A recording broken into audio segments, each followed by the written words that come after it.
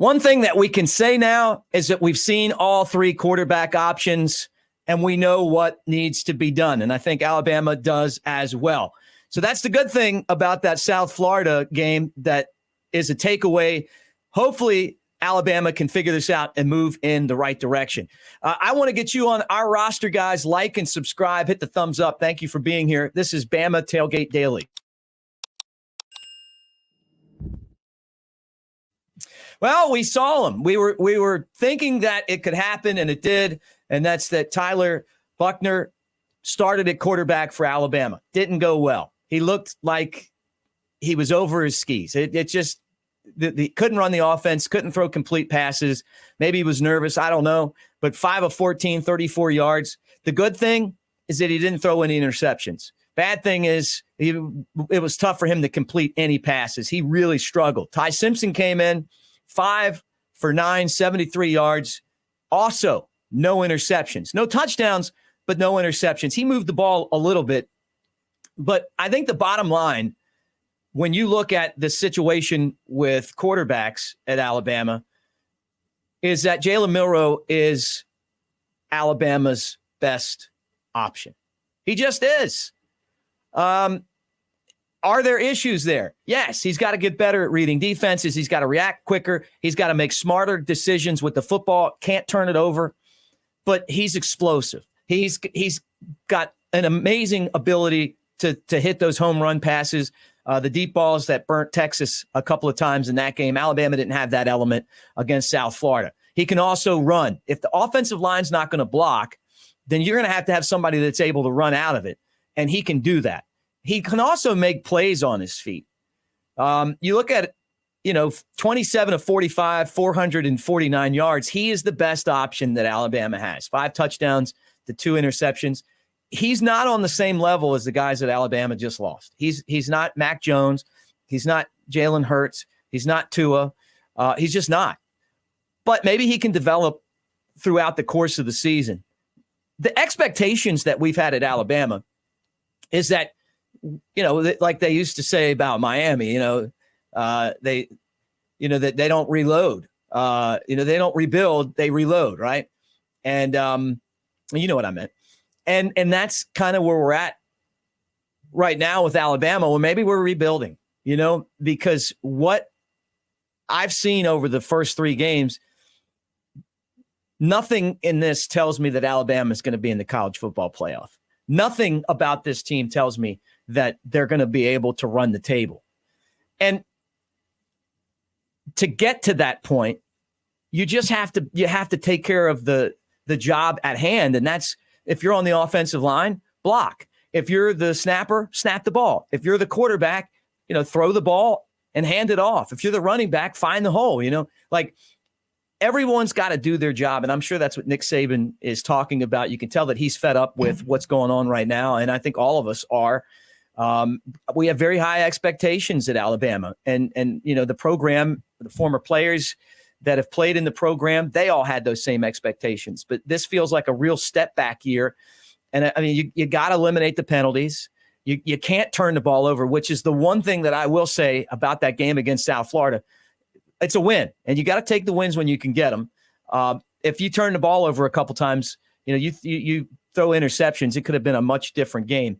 You had the situation on the punt. Bama's got to be smart. They've got to be smart. They got to get past making all these mistakes that didn't happen, 2 or 3 years ago. And I think a lot of that comes down to coaching. And obviously, I'm not talking about Nick Saban. And I hope that the coaches that are around him right now do not tarnish this guy's legacy. I don't know if that's possible, but they've got to get better, starting with Tommy Rees. Does that mean that Nick Saban goes out and finds an analyst that can help Tommy Rees? I don't know. I mean, I've never been, in the locker room. I don't know how all of that stuff is laid out, but it feels like Tommy Rees is way over his head at Alabama. This might have flown at the beginning of the season when he was at Notre Dame, and they did get better as the season progressed. But right now at Alabama, he's having a very, very difficult time.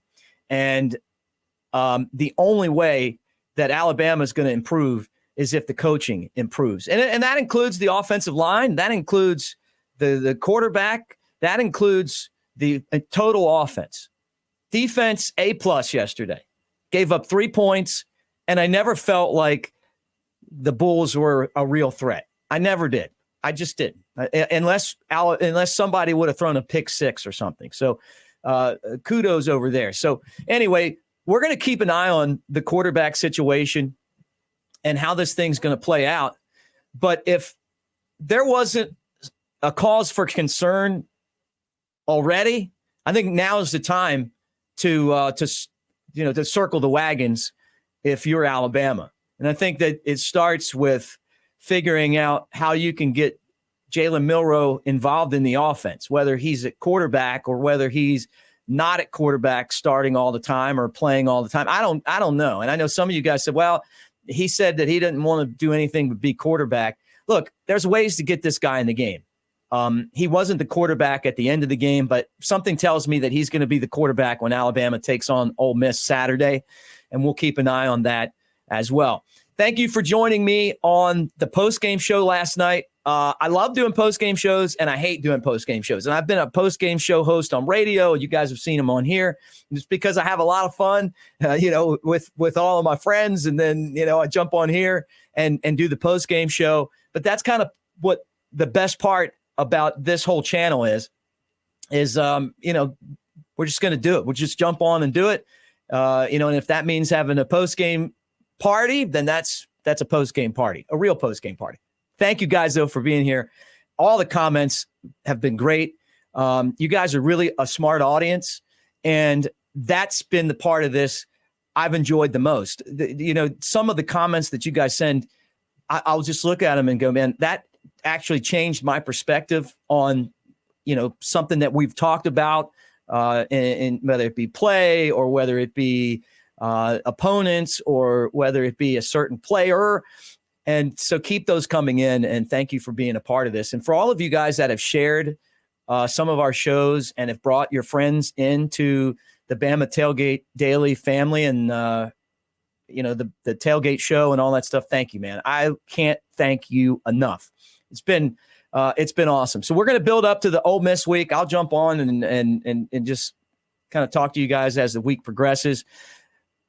Take a deep breath. The dynasty's not over, but this may be one of those seasons where to get to where Alabama wants to get, then that means win a championship. The record might not be what we're used to. But if there's anyone that can figure it out, it's Nick Saban. So I'm not throwing in the towel in this season yet, but if things don't get fixed fast, there's going to be some losses. And what I'm hoping is that they can get it figured out really quick, like this week. And we'll be keeping an eye on that. All right, thanks, guys, for hanging.